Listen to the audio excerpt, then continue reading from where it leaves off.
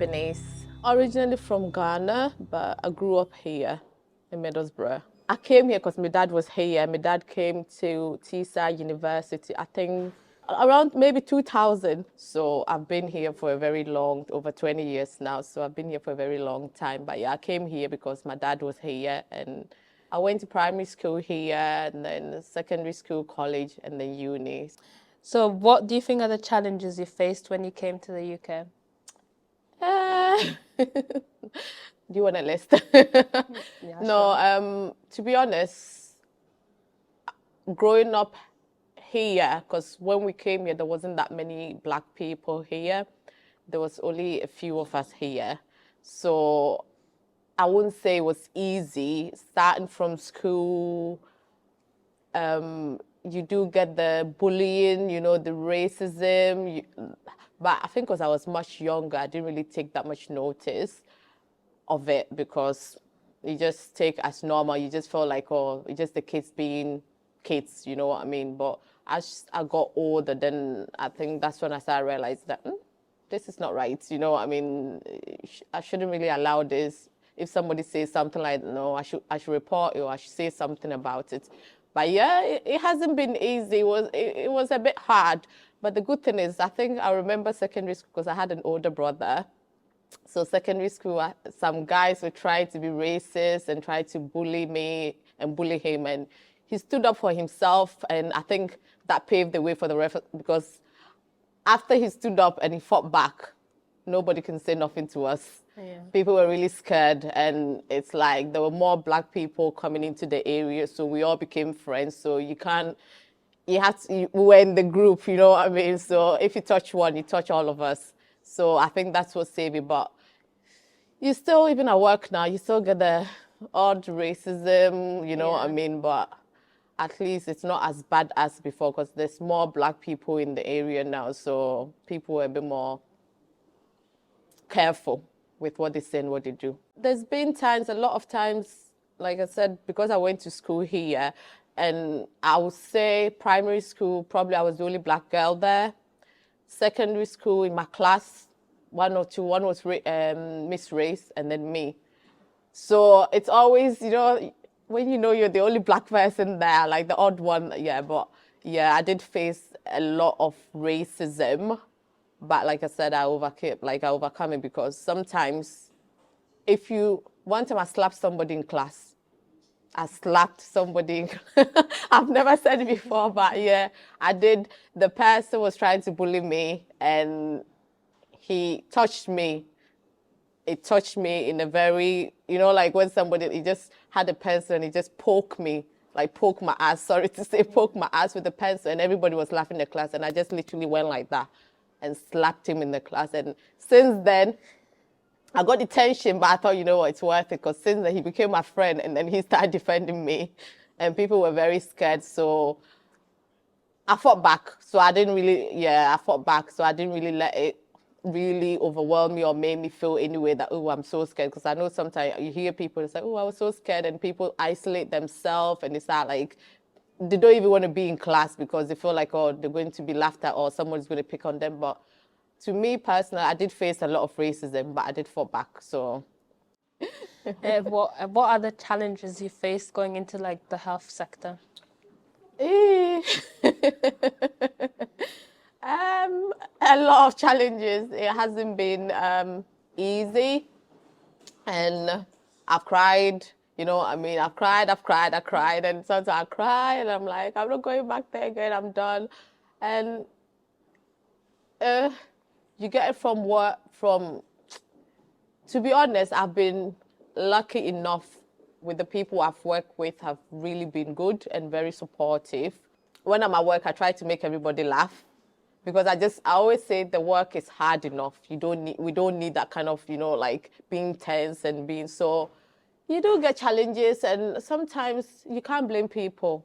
You know what I mean? You can't really blame people. Like now I'm on bank, so I work on different ward, but I choose the ward that I want to go on, and I'm mostly on the cancer wards because I like it there. A lot of people don't like it because they said it's very sad, but I do like the cancer ward because I feel like you learn a lot, and you know it makes you think about life in a different way, you know, in a different perspective. So I do choose where I want to be, but it hasn't been easy. And I was like, if I'm not well and I go on the wall, like sometimes you become a bit, you know, demanding, and it's normal. If somebody is not well, they're not going to be themselves, you know what I mean? So that's some of the challenges that you face. But do you think the way you've the cancer word has changed, like your way of thinking, as like now you just see like your problems that you might think are big, now you just see like, yeah, someone's going Nah. through like something much bigger than me, like this is just small.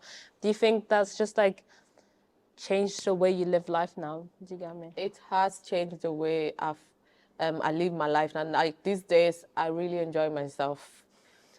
I'm not gonna say like some people say to yeah, you have money, you're rich. And I don't have money, I'm not rich like that. You know, I'm not where I want to be, but I'm grateful I'm not where I used to be. You know what I mean? So it has changed me a lot. It has changed me a lot. And some of these people that come there, they're like my age mates, very young as well. And some they have kids, you know, and they're dying and leaving these kids behind. And you just feel like you've got a child. Like I was thinking this, I was like, this whole year I haven't been to hospital with my child. So why, you know, I mean, what am I complaining for? Just because, well, I want this and I'm not getting it. So I'm going to be like sad and be like, I'm so sad, I'm so depressed. Nah. I've stopped doing that. I used to do it, but I've stopped doing that. So, yeah. What do you think helps you, like, what do you think is like till this day making you stay in that like healthcare sector? Like I said, it's all about giving back. You know, I look after you. Maybe tomorrow you look after me. Even if it's not you, maybe your son or your daughter. Or there's sometimes this older people that comes there. They used to be like us. Some are nurses, some are doctors, you know, and at least they've looked after people that maybe we don't know. But I'm looking after them because obviously it's a cycle. They look after people they didn't know. And me looking after them, I don't know them. So somebody else, when I go to hospital, like I said, other people look after me. Other people make sure I'm comfortable, I'm looked after well. So it's like giving back, because whatever you give back, you get it back as well, you know, from a different way. So it is really good. And that's what I said, when I felt like, I want to leave the NHS, I'm like, let me just go back. Let me just do one shift for them. You know what I mean? So, yeah. So it's like rewarding. Yeah, it's very rewarding. Do you have any success stories to tell us? I do have a lot of success story. One thing that over the years, I've been privileged to have in my life is, well, let's start from when we came here. We were very young, and then we met Auntie Shade. Obviously, with Taste of Africa, she gave us the platform to, like I said, I was into drama dancing. So we used to, like me and my brother, we used to dance a lot. Like every year, we used to have other things that she would get us involved. And that opened a lot of opportunities, you know, for me. There was a lot of people that I met that I never, like, you know, I mean, you meet the mayor, you get to know people, you get some contacts that are very, very, that have become very important to me. Like now, if I need something, if I don't call Auntie Shade, I'll be like, let me call this person. You know what I mean? Let me call that person, because it was through Auntie Shade that I met them. It was through Auntie Shade I met a lot of great people and other people as well that I've met that I'm like, oh, you know what I mean? If I need this help, I know who to call. Even Mr. Katoto, like if I need something, I'm like, I text him, I'm like, I need this, you know what I mean? And he's like, when do you need it? So it's because of that, when I want to do something, like in 2016, I wanted to do Tees Valley Fashion Show. So that was the first thing, because with the blogging, a lot of people were like, saying, why don't you go into this fashion thing, you know? And I was like, I don't know. And then I thought, you know what, there's more Black people are coming here. There's a lot of young designers that are not really, it's very hard, especially when you've got the high street. It wasn't like what it is now, but it's too hard competing with the high street, you know what I mean? Because African fashion it's something that it takes a lot of people time to actually understand. They love the colors, they love to see it on us, but some people, they used to think, it looks good on you, it doesn't look good on me. You know what I mean? Like, people used to say that to me all the time, like, when you wear it, it looks good on you, but, I feel funny wearing it. And at a point, at my workplace, I went to Ghana, and I managed to get about 10 people from my ward wanting me to, like, because the way I used to dress, like, wear it, I was like, you know what? If you have a top, like a crop top in an African attire, you can just wear your denim jeans. And people were like, oh, really? Can you do that? So I started doing it in the blog, and I was showing them videos. So I went to Ghana one time. People, like, almost 10 people, I want crop top, I want short, I want this, like, and I brought it, and they were, like, some people took on holiday. People started thinking, oh, okay, so it's not just Africans that wear African attire. You know what I mean? So people start learning, and once people start learning things, they were like, oh, okay, now we want to be involved. We want to, you know what I mean? We will support you. So I did the first, and it was the first Tees Valley fashion show for upcoming, Black upcoming fashion designers. And that was a very good, like, it was very successful. We managed to raise money for Age UK as well. So it was really, really successful. And a lot of people, we got a lot of good feedbacks from people. It did help the designers as well. So it was good. There's been more success stories. Do you have any words of encouragement to young people?